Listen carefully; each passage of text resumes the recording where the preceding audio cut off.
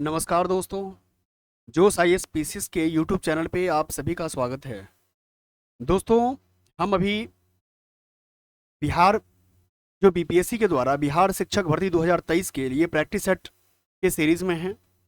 यह practice series जो है डॉक्टर रंजीत कुमार सिंह आईएएस के द्वारा प्रकाशित मिशन 50 आईएएस जो उनका कोचिंग इंस्टीट्यूट्स है, उनके द्वारा प्रकाशित जो प्रैक्टिस सीरीज है जो मार्केट में एक अच्छा है, उनका हम लोग प्रैक्टिस सेट करने में है, अभी कर रहे हैं।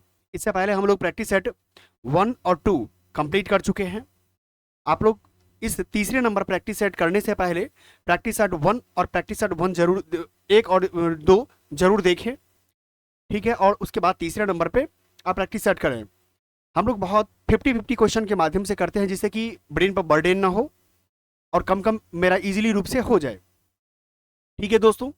हम लोग चलते हैं इस प्रैक्टिस सीरीज को आगे बढ़ाते हुए 3 नंबर पे के लिए प्रैक्टिस सेट 3 है।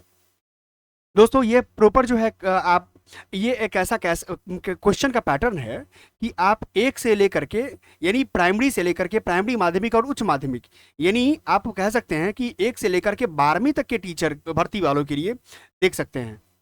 इसमें कोई स्पेसिफिक ऐसा क्वेश्चन नहीं है कि ये सिर्फ प्राइमरी टीचर्स वाले के लिए है और ये क्या कहते हैं माध्यमिक या उच्च माध्यमिक के लिए नहीं है, यानी कोई भी क्लास के लिए आप देख सकते हैं इसके लिए, ठीक है। अब चलते हैं हम लोग क्वेश्चन नंबर फर्स्ट। दोस्तों, टेलीग्राम चैनल से आप लोग जुड़ सकते हैं, जो आपको इस यूट्यूब चैनल के अबाउट सेक्शन में जाकर के नीचे में आपको होगा, आप वहां से देख सकते हैं, लिंक दिया होगा। क्वेश्चन नंबर 1 क्या कहता है कि पेरिप्लस ऑफ द एरिथ्रियन सी के लेखक का श्रेय किसे दिया जाता है। ये दोस्तों, ये बीपीएससी के द्वारा पूर्व में पूछा गया क्वेश्चन है, ठीक है। ये पूर्व में पूछा गया क्वेश्चन है। ये एक अज्ञात यूनानी नाविक है। ये जो है 80 ईस्वी में जो है ये आया था।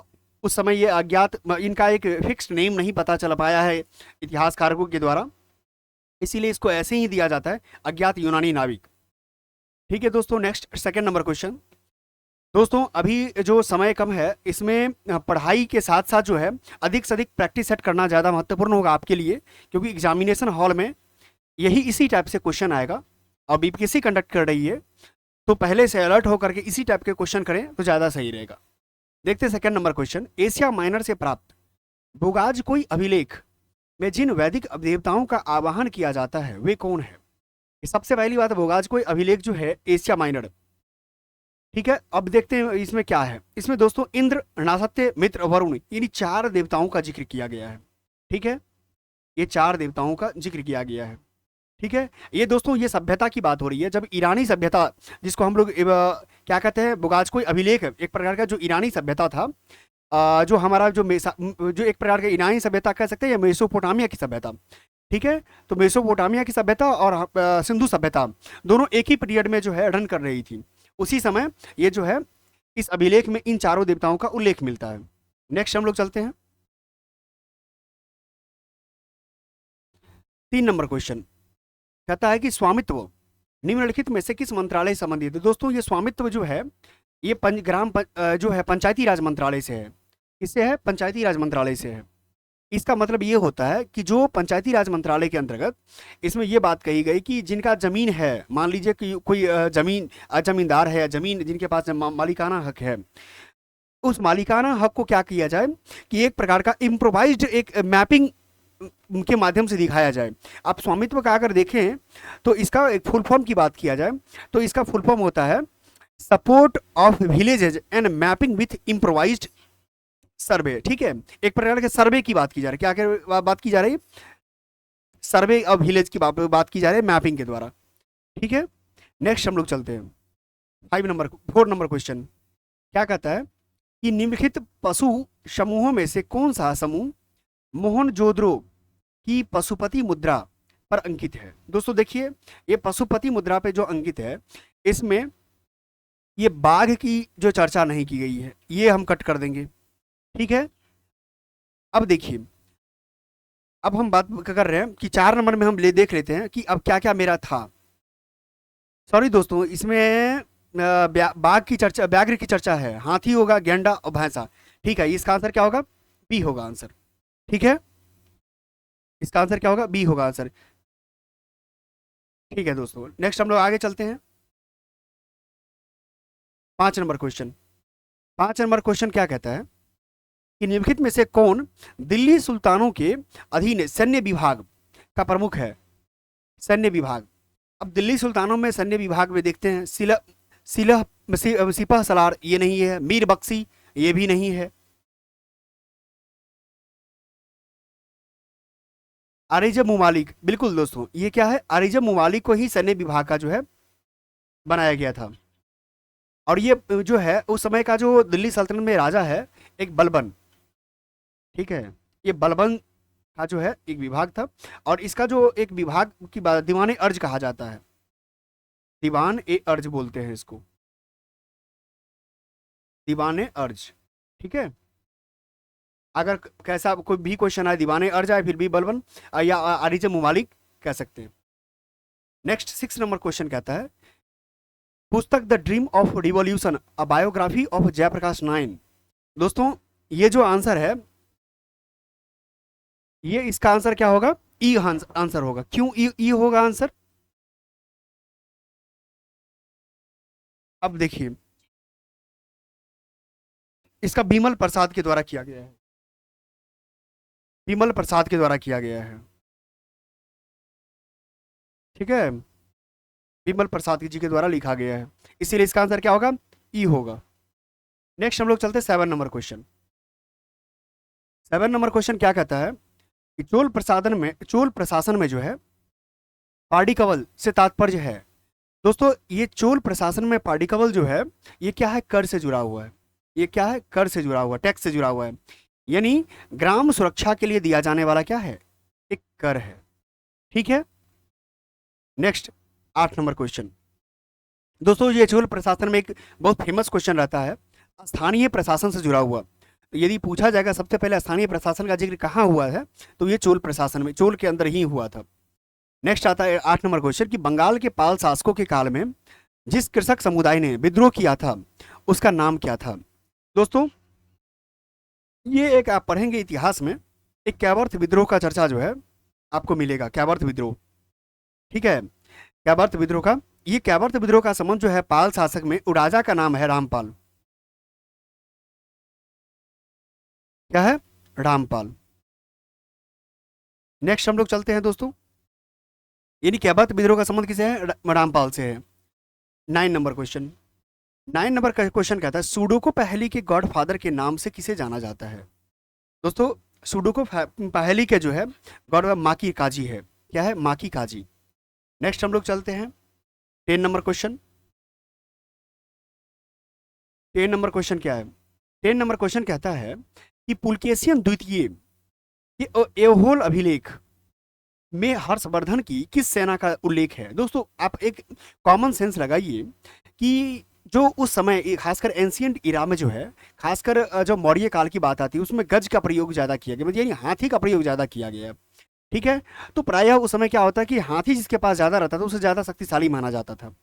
ठीक है, ये सिकंदर भी जो है जब आ रहा था, सिकंदर की सेना जो है खासकर मौर्य प्रशासन से डरा हुआ था, चंद्रगुप्त, खासकर चंद्रगुप्त मौर्य से, क्योंकि उसके पास गज बहुत ज्यादा था, इसीलिए क्या होगा? इसका गज सेना होगा। नेक्स्ट हम लोग चलते हैं 11 नंबर क्वेश्चन। पतिनी पूजा को किस तमिल ग्रंथ में प्रतिष्ठा दी प्राप्त हुई है? ये दोस्तों ये होगा बी, यानी शिल्प कादिकर्म होगा। शिल्प कादिकर्म ये है, तमिल महाकाव्य है, संगम युग में, ये संगम युग में दोस्तों, ये संगम जो है युग में ये तमिल महाकाव्य है। क्या है? महाकाव्य है, ये महाकाव्य है। दोस्तों अगर इसके लेखक की बात किया जाए तो इसके लेखक जो है इंग्लो आदिगल है। ये क्या है? इंग्लो आदिगल है, इंग्लो आदिगल है, आदिगल है। अगर मैं छोटी सी और जिक्र करूं इसके बारे में, तो ये जो है ये कनगी जो प्रेम के बारे में है, ये कनगी है, इससे प्रेम से संबंधित ये पुस्तक में जिक्र की गई है, महाकाव्य बनी हुई है। नेक्स्ट हम लोग 12 नंबर क्वेश्चन देखते हैं। 12 नंबर क्वेश्चन क्या कहता है? कहता है दोस्तों, जजमानी प्रथा का उल्लेख करने वाले उपन्यास गण देवता की रचना की गई है। तो अब हम देखते हैं क्या है ये जजमानी प्रथा जो गण देवता, ये किया गया है ताराशंकर बंदोपाध्याय के द्वारा। क्या किया गया है? ताराशंकर बंदोपाध्याय के द्वारा। नेक्स्ट 13 नंबर क्वेश्चन, याज्ञवल्क्य के स्मृति के प्रसिद्ध टीकाकार अब राग है, अब किसका है? अब देखते, ये है शिलाहार राजा थे। कौन थे? शिलाहार राजा थे। ठीक है दोस्तों। Next 14 number question. दोस्तों ये 14 नंबर क्वेश्चन भी बीपीएससी के द्वारा पूछा गया क्वेश्चन है। यदि आप बीपीएससी के क्वेश्चन को एनालिसिस करेंगे, लेकिन मैं कहूंगा कि आप एग्जाम देने से पहले क्या करेंगे, हमारे यूट्यूब चैनल पर ही आप जाएंगे बीपीएससी प्री वाला प्लेलिस्ट में, तो आपको 68th बीपीएससी का डिटेल एनालिसिस मैंने कर रखी है। आप उसे जाकर के एक बार जरूर देखें, क्योंकि आपको सबसे पहली बात ट्रेंड पता चल जाएगा बीपीएससी क्वेश्चन कैसे पूछती है। ठीक है, तो आप जरूर जाके देख लें, इससे माइंडसेट क्लियर होगा। दूसरी बात, मैं हाल ही में क्या करूंगा, 67, 66, 64 जितने प्रीवियस ईयर का जो पेपर है उसको एनालिसिस करूंगा। आप उसको जरूर देखें। इससे क्या होगा, आपका एग्जाम होने से पूर्व मैं सारा ये डिस्कशन करूंगा, आप उसको देख लेंगे तो मैं मानता हूं कि आपका बीपीएससी के ट्रेंड के बारे में पता चल जाएगा कि क्या ये भी पीवाईक्यू में पूछा गया क्वेश्चन है बीपीएससी के द्वारा। ठीक है, ये हाल ही में ये 65 या 66 में ये पूछा गया है। इसका क्या होगा, गोपुरम, ये तमिलनाडु है। गोपुरम है क्या आखिर? ये मंदिर का प्रवेश द्वार है। ये क्या है? मंदिरों का प्रवेश द्वार है, ये प्रवेश द्वार है।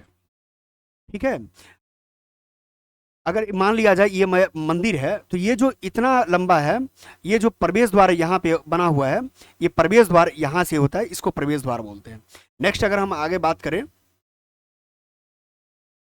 50 नंबर क्वेश्चन। 50 नंबर क्वेश्चन क्या कहता है, ब्रिटिश सेना में सेवारत भारतीय सैनिकों का पहला सैनिक विद्रोह निम्नलिखित में से किस स्थान पे हुआ था? दोस्तों ये अगर बात किया जाए, सबसे पहले की बात किया जाए, यदि मैं बात करूं 1857 से पहले की बात, क्योंकि यहाँ पर ऐसा कोई मेंशन नहीं किया गया है कि 1857 से क्वेश्चन पूछा गया, यहाँ सिर्फ ये बोल दिया गया है पहला सैनिक विद्रोह। ये दोस्तों वेल्लोर, ये वेल्लोर का सिपाही विद्रोह, यानी क्या वेल्लोर का जो सिपाही विद्रोह हुआ था, इससे ये वेल्लोर का सिपाही विद्रोह जो है ये 1806 में हुआ था। ठीक है, अगर आप कहें कि ये वेल्लोर का सिपाही विद्रोह किस गवर्नर जनरल के काल में हुआ था, तो ये जो है जॉर्ज वॉरलो, ये क्या है? जॉर्ज वॉरलो। ठीक है, उस समय के कौन थे गवर्नर जनरल? जॉर्ज वॉरलो थे, और ये पहला सिपाही विद्रोह इन्हीं के समय में हुआ है। ठीक है, अब चलते हैं हम आगे नेक्स्ट। अब दोस्तों इसका जो टाइम पीरियड क्या होगा, आप लोग जरूर कमेंट करके बताएं कि जॉर्ज वॉरलो का टाइम पीरियड क्या है, क्योंकि आपको बीपीएससी में टाइम पीरियड के अनुसार भी क्वेश्चन बनाने में बहुत सहायक सिद्ध होगा, इसीलिए टाइम पीरियड जरूर बताएं। आप गवर्नर जनरल जरूर करके जाएं। नेक्स्ट कहता है सृजन पोर्टल किस मंत्रालय से जुड़ा हुआ है?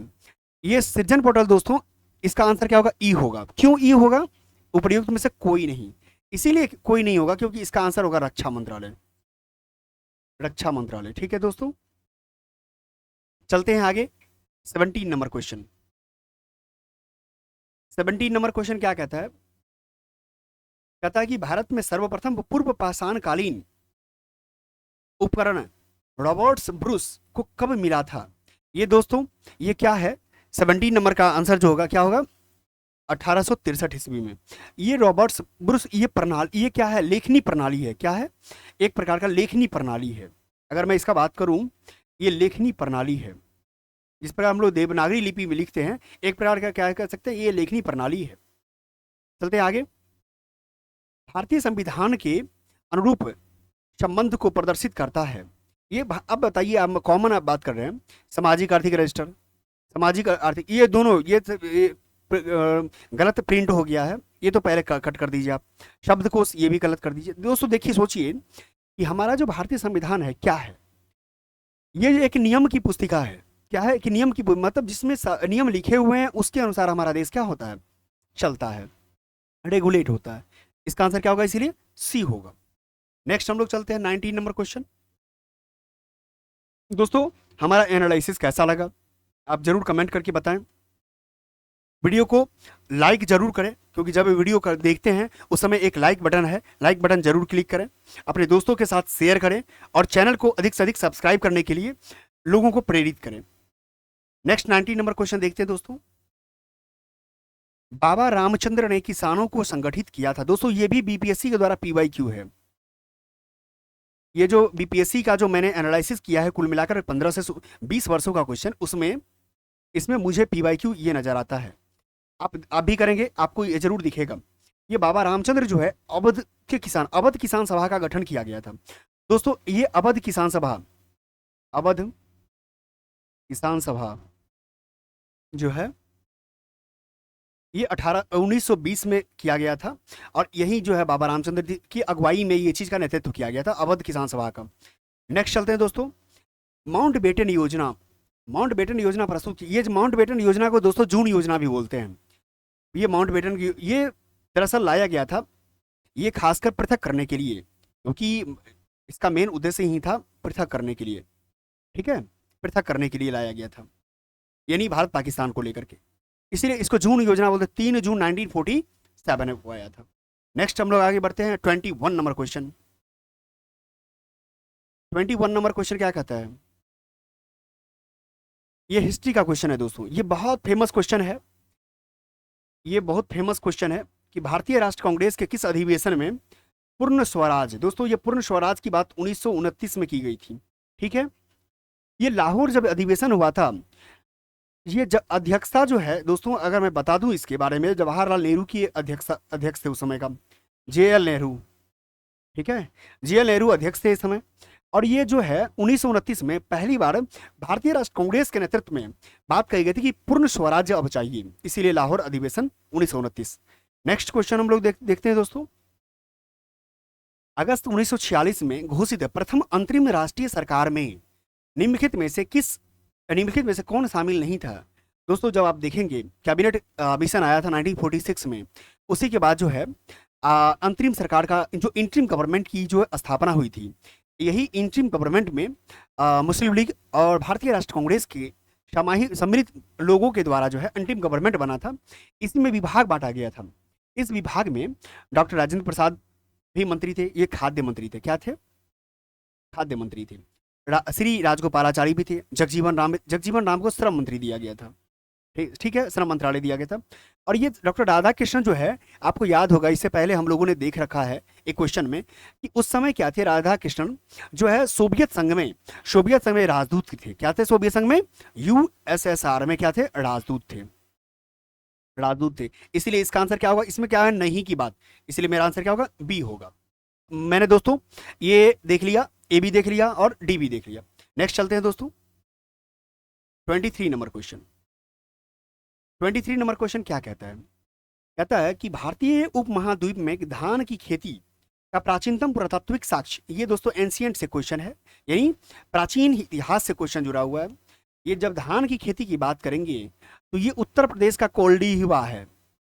कोल्डीहिवा में सबसे पहले जो है धान की खेती का पता चला था। ठीक है दोस्तों, ये गुजरात का लोथल, ये क्या है? लोथल, ये लोथल प्रोपर है कि डॉकयार्ड है। क्या है? डॉकयार्ड है, यानी इसको कह सकते हैं डॉकयार्ड, मतलब इसको क्या कहा जाए? पतन। इसको क्या कहा जाए? पतन। ठीक है, बिहार का चिरांद, ये नवपाषाण काल में जो है बिहार में चिरांद है। ठीक है, ये नवपाषाण काल से जुड़ा हुआ है। ठीक है, ये भी नवपाषाण काल से जुड़ा हुआ है। ये भी आपको क्वेश्चन यहाँ BPSC पूछी हुई है। ये बुर्ज होम, यहाँ पर कश्मीर के बुर्ज होम से यहाँ पर जो है आपको दफन से रिलेटेड जानकारी मिलेगा। ठीक है, नेक्स्ट हम लोग चलते हैं 24 नंबर क्वेश्चन। ठीक है, ये दोस्तों ये जगह BPSC के द्वारा एक बार पूछा गया है, चिरांद कहाँ पड़ता है? ये चिरांद दोस्तों ये सारण में है। कहाँ है? सारण में है। ठीक है, ये भी याद रखिएगा दोस्तों। मैं आपसे पूछना चाहता हूं अब, अगर मान लिया जाए कि आपने जान लिया कि बिहार के चिरांद सारण में है, तो चेचर कहाँ है? चेचर जरूर कमेंट करें, इससे मुझे पता चलेगा कि आपने सही रूप से पढ़ रखा है, तो इससे मुझे पता चल पाएगा कि आप सही रूप से पढ़े हैं कि नहीं। चेचर बताइए कहाँ है, कमेंट में जरूर करें आप। नेक्स्ट हम लोग चलते हैं सितंबर 1970 की संधि के, और ये भी पूछा गया क्वेश्चन दोस्तों BPSC के द्वारा। 1770 की संधि के द्वारा मीर कासिम ने निम्नलिखित में से कौन से 3 जिले ईस्ट इंडिया कंपनी को सौंप दिया था? ये दोस्तों ये आपको है बर्धमान, मिदनापुर और चटगांव। ठीक है दोस्तों, नेक्स्ट चलते हैं 25 नंबर क्वेश्चन। 25 नंबर क्वेश्चन क्या कहता है? कहते हैं बिहार में लीची जो राष्ट्रीय अनुसंधान केंद्र है कहाँ है? ये जानते हैं दोस्तों, अगर मान लिया जाए ये तो वहाँ के लोकेशन के बारे में पूछ रही है, लेकिन अगर सिंपल अगर बिहार में अगर रहता जिले का नाम तो मैं बहुत आसानी से मार लेता, ये मुजफ्फरपुर। क्या मार लेता? मुजफ्फरपुर, ठीक है। लेकिन ये मुजफ्फरपुर का जगह की बात की जब, मुसहरी है, कहाँ है? मुसहरी है, ठीक है। यहाँ पे जो है राष्ट्रीय चीनी अनुसंधान केंद्र है, लीची, सॉरी, लीची अनुसंधान केंद्र है। नेक्स्ट हम लोग चलते हैं 26 नंबर क्वेश्चन। ये क्या कहते हैं? बारकड़ी संप्रदाय के प्रमुख देवता। दोस्तों ये बारकड़ी संप्रदाय के प्रमुख देवता कौन है? इसके बारे में मैं छोटी जानकारी दे देता हूँ आपको। इसका आंसर मैं बता देता हूँ कि डी में होगा। इसका मैं छोटी सी नाम इसका बता, ये नामदेव के द्वारा, ये महाराष्ट्र के जो संत है, ठीक है, महाराष्ट्र के संत हैं नामदेव, नामदेव जी के द्वारा जो है बारकड़ी संप्रदाय के गठन किया गया था। और इसका जो देवता थे, ये देवता विट्ठल महाराज थे। कौन थे? ये बिछोवा भगवान भी बोलते हैं, बिछोवा भगवान भी बोलते हैं, ये विट्ठल देवता है, ठीक है, भगवान विट्ठल है। नेक्स्ट चलते 27 नंबर क्वेश्चन।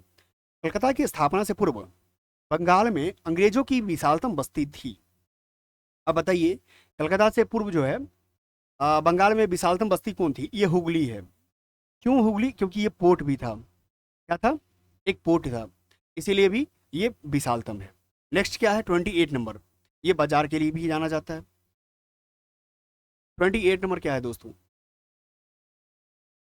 28 नंबर कहता है, किसने 1920 में बंबई में हुए अखिल भारतीय ट्रेड यूनियन कांग्रेस के प्रथम अधिवेशन की अध्यक्षता की थी? दोस्तों 1920 में जो है अखिल भारतीय ट्रेड यूनियन यानी एटक की बात की जा रही है। क्या की किसकी बात की जा रही है? एटक की बात की जा रही है। एटक का जो है लाला लाजपत राय थे। कौन थे?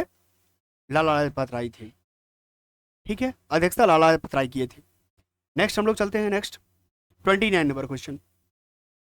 निम्नलिखित किस संसदीय समिति में राज्यसभा का कोई भी सदस्य शामिल नहीं होता है? अब देखिए, राज्यसभा का हम जानते हैं, राज्यसभा का जो है समिति जो है, इसमें तीन मुख्य समिति होता है। तीन मुख्य समिति में को क्या होता है? एक तो होता है लोक लेखा समिति, जानते हैं लोक लेखा समिति में जो है राज्यसभा और प्लस लोकसभा मिलकर के बनते हैं, कुल 22 होता है। इसमें से राज्यसभा से कितने? लोकसभा से 15 होते हैं, राज्यसभा से 7 होते हैं, ये तो जान गए। प्राकलन समिति, एस्टिमेट कमेटी, एस्टिमेट कमेटी में टोटल के टोटल 30 जो होते हैं, कहाँ से होते हैं? लोकसभा से होते हैं। यहाँ पर बात क्या की गई है कि किस संसदीय समिति में राज्यसभा का कोई भी सदस्य शामिल नहीं होता है। अब मुझे मेरा आंसर आ गया, यहाँ पर राज्यसभा का कोई भी मेंबर नहीं है, इसलिए मेरा आंसर क्या होगा? डी होगा, प्राकलन समिति होगा, एस्टिमेट कमेटी होगा। ठीक है दोस्तों, नेक्स्ट हम लोग चलते हैं 30 क्वेश्चन। 30 नंबर क्या कहता है कि मानव के लिए, दोस्तों ये भी एक बीपीएससी के द्वारा पीवाईक्यू क्वेश्चन है। दोस्तों सच पूछिए, एग्जाम कोई भी एग्जाम निकालना यदि आप चाहते हैं तो उस एग्जाम के द्वारा जो पूर्व में अगर 10 वर्षों का प्रश्न आपके पास है तो आप जरूर उसे करके जाएं, उसका ट्रेंड पता चल पाएगा कि किस टाइप का प्रश्न पूछता है। इसीलिए बीपीएससी आप एग्जाम ले रही है इस बार बिहार शिक्षक भर्ती का, तो इसीलिए आप जरूर बीपीएससी के द्वारा आयोजित जो प्रीलिम्स का क्वेश्चन रहा है आप उसको जरूर एनालिसिस करके जाएं, आपके लिए बहुत सहायक सिद्ध होगा। क्योंकि एग्जाम पढ़ने से नहीं होगा, बहुत ज़्यादा पढ़ेंगे, क्योंकि आपको ऐसे एमसीक्यू ही सॉल्व करना पड़ेगा।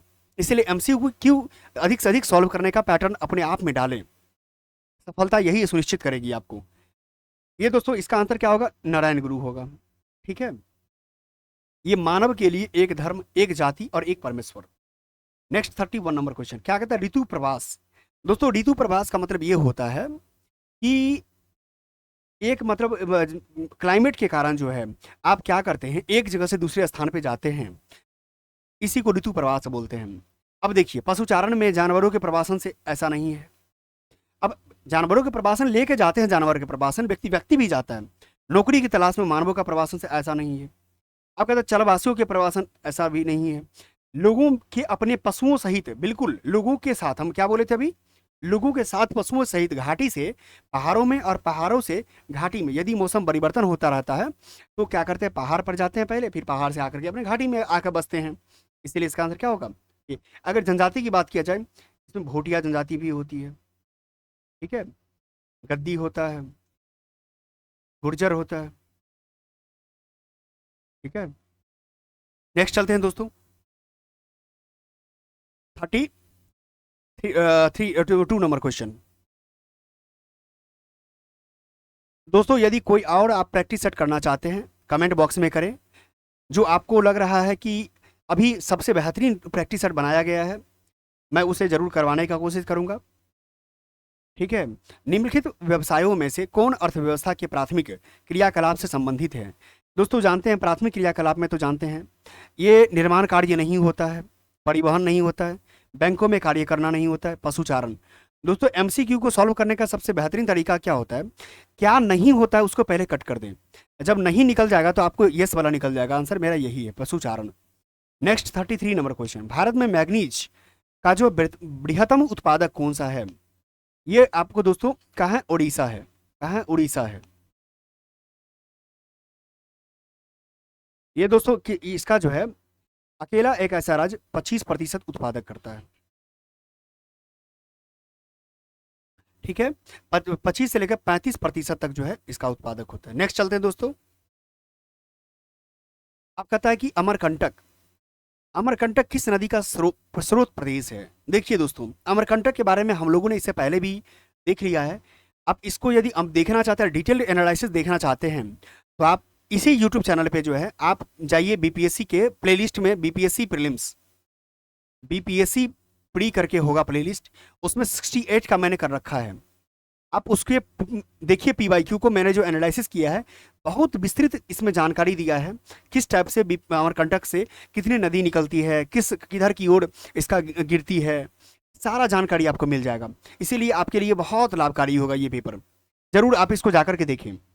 ठीक है। इसका जो है दोस्तों कृष्णा नहीं होगा, पेरियार नहीं होगा, चंबल भी नहीं होगा, इसका आंसर क्या होगा, सोन होगा। ठीक है। अब मैं उम्मीद करता हूं आप यहां से देख लेंगे 68 वाले से, तो आपका इसका डिटेल्ड आंसर मिल जाएगा। ठीक है। नेक्स्ट चलते हैं 35 नंबर क्वेश्चन। 9 डिग्री चैनल अवस्थित है दोस्तों, 9 डिग्री चैनल ये जो आपको है कार निकोबार और ग्रेट निकोबार के बीच में है। कहाँ है, कार निकोबार और ग्रेट निकोबार साथ ही साथ। यदि दोस्तों मान लिया जाए कि यदि आपको ये विकल्प ना दे करके कोई और विकल्प दे तो क्या करेंगे? तो ये आपको होता है क्या, ये होता है मिनिकॉय और लक्षद्वीप होता है। क्या होता है, मिनिकॉय और लक्षद्वीप होता है। अगर ये आपको 9 डिग्री में अगर दे दे, अगर कोई और दे दे मिनिकॉय यानी लक्षद्वीप ऊपर हो गया, लक्षद्वीप हो गया, और यहाँ मिनिकॉय हो गया। ठीक है, मिनिकॉय हो गया, यानी इस दोनों के बीच में आपको ये 9 डिग्री चैनल क्रॉस करती है। तो आपको ये भी पता चल गया और ये भी पता चल गया। नेक्स्ट चलते हैं दोस्तों 36 नंबर क्वेश्चन। भारत में सर्वाधिक गन्ना उत्पादक राज्य कौन सा है? तो सर्वाधिक गन्ना उत्पादक राज्य कौन सा है? क्षेत्रफल के दृष्टिकोण से बात की जा रही है, यहाँ क्षेत्रफल के दृष्टिकोण से बात की जा रही है, ये उत्तर प्रदेश होगा। क्या होगा, उत्तर प्रदेश होगा। यदि अगर दोस्तों अगर ये तो गन्ना की बात किया, यदि चीनी उत्पादक की बात करता, शुगर की बात करता, चीनी उत्पादक की बात, तो ये सबसे ज्यादा क्या होता, महाराष्ट्र होता। ठीक है। हम लोग चलते 37 नंबर क्वेश्चन। आपने एक देख लिया यहाँ से कि गन्ना रहेगा तो हम लोग क्या मारेंगे, क्षेत्रफल में उत्तर प्रदेश, यदि चीनी रहेगा तो महाराष्ट्र। ब्राजील के सवाना घास के मैदानों को क्या कहा जाता है? दोस्तों देखिए हम लोग यहाँ पर एक एक करके हम लोग क्वेश्चन को पोस्टमार्टम करते हैं। तो क्वेश्चन का पोस्टमार्टम कैसे करेंगे? प्रेरी दोस्तों, प्रेरी जो है आपको उत्तर अमेरिका का पार्ट है, उत्तरी अमेरिका का है। ठीक है, उत्तरी अमेरिका का है। यहाँ से ब्राजील की बात कर रहा है, ये दक्षिणी अमेरिका में पड़ता है देश, ये साउथ अमेरिका का है। हम लोग को उत्तरी अमेरिका, यहाँ पंपास, ये पंपास है, दक्षिणी अमेरिका का है, अर्जेंटीना का है, अर्जेंटीना का है। ठीक है। डाउन्स, ये डाउन्स दोस्तों ऑस्ट्रेलिया का है। कहाँ का है, ऑस्ट्रेलिया का है। अब देखिए अब कौन बच गया, ए आंसर बच गया, बिल्कुल यही है, सवाना घास मैदान में कंपोज है। नेक्स्ट चलते हैं दोस्तों 38 नंबर क्वेश्चन। कैसा लग रहा है दोस्तों, एक एक आंसर पर पोस्टमार्टम कैसा लगा जरूर कमेंट करके बताएं। 38 नंबर क्वेश्चन, भारत में प्रवेश करने वाली पश्चिमी विक्षोभ उत्पन्न होती है। अगर मैं बात करूं, अगर मैप से समझने की कोशिश करें इसको, ये मेरा मान लिया जाए ये पश्चिमी विक्षोभ की बात हो रही है।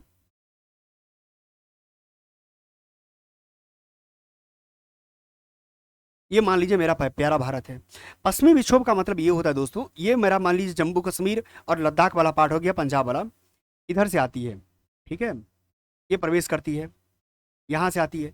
अगर यहाँ से आती है तो क्या क्या क्या कहते हैं कि भारत में प्रवेश करने वाले पश्चिमी विक्षोभ उत्पन्न होती है। तो यहाँ से जब ये मेरा भारत है, आप देखेंगे यहाँ का पार्ट, तो यहाँ का पार्ट आपको 38 डिग्री के आसपास नजर आएगा, 36 37 38 के डिग्री के आसपास नजर आएगा लैटीट्यूड में, यानी लैटीट्यूड में। आप ठीक उसी के सिद्ध में अगर आएंगे तो आपको भूमध्य सागर जो है, भूमध्य सागर भी यहीं से, भूमध्य सागर से यहाँ मान लिया जाए कि हम इस क्षेत्र को भूमध्य सागर मान लेते हैं, भूमध्य सागर मान लेते हैं, ठीक है, भूमध्य सागर मान लेते हैं। तो यहाँ से उठने वाली पश्चिमी विक्षोभ से होते हुए क्या होती है, ठंडी महीना में, याद कीजिएगा, ठंडी महीना में क्या होती है, वर्षा होती है। तो ठंडी महीना में खासकर जो क्या दिसंबर के आसपास, दिसंबर जनवरी फरवरी के आसपास जो वर्षा होती है, इसी के कारण होता है, जो गेहूं के उत्पादकता के लिए बहुत अच्छा होता है, माना जाता है। इसीलिए क्या होगा इसका आंसर दोस्तों, सी आंसर होगा। नेक्स्ट हम लोग चलते हैं 39 नंबर क्वेश्चन। 39 नंबर क्वेश्चन क्या कहता है, अब देखिए 39 नंबर क्वेश्चन कहता है कि ये आदिवासी बद्दू, अब मिलान करने वाला है। बद्दू जानते हैं दोस्तों अरब में है, कहाँ है ये, पहले सबसे पहले लोकेशन वाइज देखते हैं, अरब। और अरब देश में जानते हैं कि वहाँ पर पशु चारण की बहुत ज़्यादा होता है, यानी पशुओं को जो है ना चराने की बहुत ज़्यादा होता है, इसीलिए एक आंसर डी 4 हो जाएगा। यानी हम खोजने की कोशिश करते हैं, मेरा आंसर तो आ गया 1 का 4, ठीक है। अब देखने और वेरीफाई कर लेते हैं कि मेरा सही है कि नहीं। इसमें मुझे एक और पता है, पिग्मी। ये पिग्मी जो है ये शिकार करने वाला है, ठीक है। अब डी का 2 ये भी हो गया मेरा सही, यानी बी का 1, बी का 1 मतलब बोडो, ये आदिवासी जो कृषि करता है, और लैंप जो है ये क्या करता है, पशुचारण और शिकार करता है। चलते हैं दोस्तों next 40 number question. 40 number question क्या कहता है, 40 नंबर क्वेश्चन कहता है झरिया। जानते हैं दोस्तों झरिया कहाँ पे है, ये झारखंड में है, ठीक है। अब झारखंड में झरिया है, किसके लिए जाना जाता है, कोयले के लिए जाना जाता है, ठीक है। नेक्स्ट हम 41 नंबर क्वेश्चन। 1 नंबर क्वेश्चन क्या कहता है, कहता है राष्ट्रीय उद्यान और राज्य मिलाना है। दोस्तों जरूर इस बार जो आज़ादी, हमारा देश आज़ादी का 75वीं वर्षगांठ मना रहा है, इसमें जो है 75 रामसर साइट को इंक्लूड किया गया है। साथ ही जितने भी राष्ट्रीय उद्यान है, एक बार नेशनल पार्क जो इंपोर्टेंट नेशनल पार्क है, आप उसका लोकेशन वाइज, खासकर लोकेशन वाइज जो है आप एक बार जरूर देख के जाएंगे कि कहाँ कहाँ किसकी कौन राज्य में है। अब देखते हैं कि कहाँ पे है, गिर, ये गिर गुजरात में है दोस्तों, क्या है, गिर गुजरात में है। अब देखते हैं डी का 2, डी का 2 मुझे आ गया ये और ये, इसका मतलब ये आंसर नहीं होगा, ई हटाने की कोशिश करते हैं, ए और क्या हो गया, सी कट गया। अब देखते हैं और सुंदरबन, सुंदरबन जानते हैं पश्चिम बंगाल में है, यानी बी का 3। अब देखिए दोस्तों, अब मान लिया जाए कि यहाँ पर डी का मेरा आ गया 2, अब बी का 3, बी का 3 आ गया मेरा ये, यानी मेरा आंसर की संभावना कहाँ जा रहा है, बी के साथ जा रहा है। क्यों, क्योंकि मुझे बी का 3 आ गया। अब देखते हैं ए का 4, काजीरंगा, काजीरंगा कहाँ पे है, असम में है दोस्तों। ये एक सिंगी गेंडा के लिए प्रचलित है, जाना जाता है, क्योंकि उसका आवास है वहाँ पे। ये हो गया मेरा काजीरंगा, असम में जाना जाता है। नंदनकानन ओडिशा, ये नंदनकानन उड़ीसा हो गया। चलिए दोस्तों सी आंसर हो गया मेरा। इसी के साथ हम लोग चलते हैं 42 पर। 42 में क्या कहता है कि मानव प्रजातियों के वर्गीकरण में कौन सी विशेषता अधिकतर क्या है, अस्थाई है। अब जब देखेंगे 42 नंबर में, तो 42 नंबर क्या है, सिरस्य सूचकांक है, क्या है, सिरस्य सूचकांक है। ये फैक्चुअल नेचर का है दोस्तों, अगर एक क्वेश्चन छोड़ भी दे तो कोई खास आपके रिजल्ट पे फर्क नहीं पड़ने वाला है, ठीक है। Next 43 number question. 43 number question क्या कहता है, कहता है कि कौन सा देश आसियान का सदस्य नहीं है। आसियान, आप जानते हैं दोस्तों आसियान में कुल 10 देश है, ठीक है। आसियान में कितने देश है, कुल 10 देश है। अब आसियान में कुल 10 देश है, इसमें से अब हम जानते हैं, खासकर इसको पूर्वी देश, दक्षिण पूर्वी देश बोलते हैं, क्या बोलते हैं, दक्षिण पूर्वी देश बोलते हैं, दक्षिण पूर्वी देश बोलते हैं, ठीक है।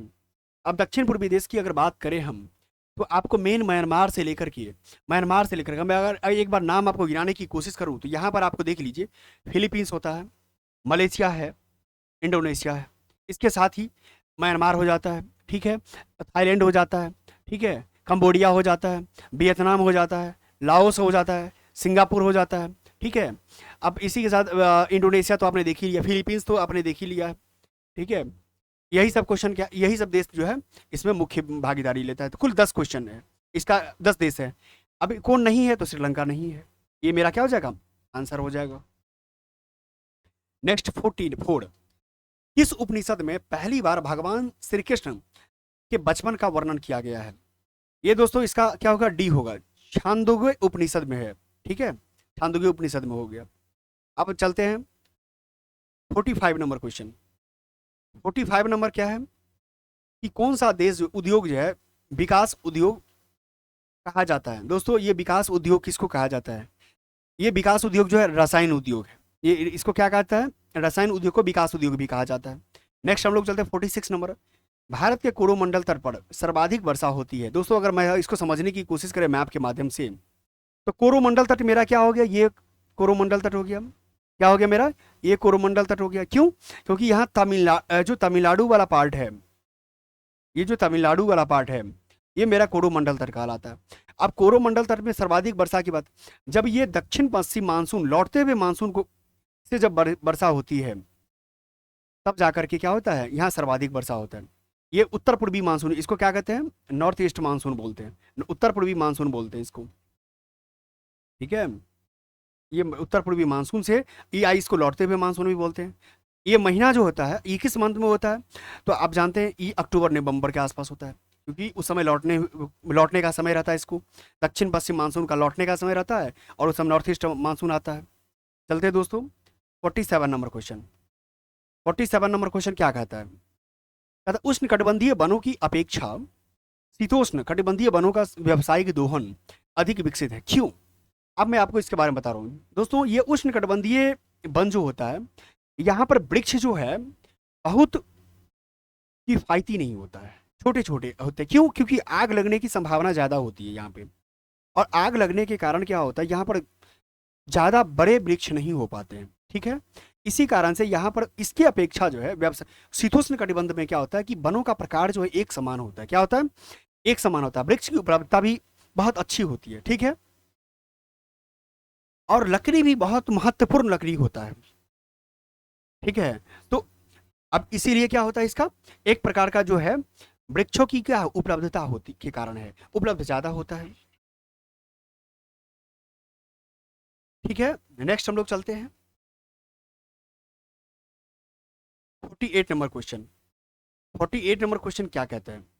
रुमनदई, सांची, सारनाथ, सहसराम स्थानों के बीच क्या समानता है? अब देखिए दोस्तों, आप देखेंगे तो रुमनदई अभिलेख आप जानते हैं, जो करों से जुड़ा हुआ है, अशोक का। सांची स्तूप भी है, सांची का अभिलेख भी है, सारनाथ भी है, सहस्राम। अब ये जो है यहाँ पर क्या है कि ये आपको अशोक का क्या है, यहाँ पे अशोक के स्तंभ शिलालेख है। क्या है? अशोक के स्तंभ शिलालेख स्थित है, इसीलिए ये एक समानता इन दोनों में है। नेक्स्ट हम लोग चलते हैं 49 नंबर क्वेश्चन।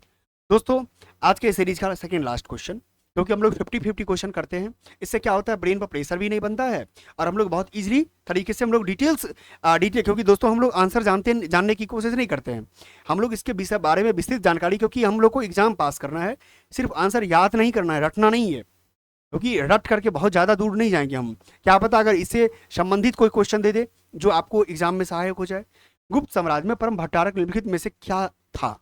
दोस्तों परम भट्टारक जो है एक प्रकार का उपाधि है। क्या है? उपाधि है, ये उपाधि है। अब देखते हैं क्या है, ये गुप्त राजाओं द्वारा धारित क्या है? उपाधि है। ठीक है, नेक्स्ट हम लोग चलते हैं 50 नंबर क्वेश्चन। 50 नंबर क्वेश्चन क्या कहता है? 50 नंबर क्वेश्चन कहता है सूची 1 और 2 को मिला। दोस्तों सबसे इजी इसमें क्या लग रहा है आपको? सबसे इजी मुझे लग रहा है, मुझे जो लग रहा है कलपक्कम लग रहा है, क्योंकि कलपक्कम में हम जानते हैं ये परमाणु शक्ति, वहां पर क्या है? न्यूक्लियर पावर प्लांट है। सी का 1 मिलाने की कोशिश करते हैं, सी का 1। दोस्तों सी का 1 तो एक ही में मुझे दिया हुआ है, यानी मेरा आंसर डी जाने की संभावना बन रहा है। अब और देखते वेरीफाई कर लेते, हरिद्वार। हरिद्वार दोस्तों जो है आपको हैवी इलेक्ट्रिकल्स के लिए जाना जाता है, एक इंडस्ट्री का बेहतरीन जगह है। ठीक है, इसीलिए अब डी का 2 मतलब कंफर्म हो गया, मेरा आंसर डी है। अब हम लोग देख लेते हैं पिंजौर। पिंजौर का क्या होगा? हिंदुस्तान मशीन टूल्स है यहाँ पर पिंजौर में। और बी का क्या हो गया? 4। कोयली क्या है? पेट्रो रसायन है। तो इसी के साथ दोस्तों मेरा आंसर क्या होगा? फिर इसी के साथ दोस्तों आज के सीरीज का मैंने 50 क्वेश्चन कंप्लीट कर लिया है। नेक्स्ट सीरीज देखना कभी जरूर देखिए, जो मेरा 51 से लेकर के 100 तक करेंगे। ठीक है, हम लोग आंसर के साथ साथ डिटेल एनालिसिस करते हैं, जो आपके एग्जाम में आपके एक सीट को कंफर्म करने के लिए बहुत सहायक होगा। दोस्तों, लाइक, सब्सक्राइब और शेयर करना ना भूलें। धन्यवाद।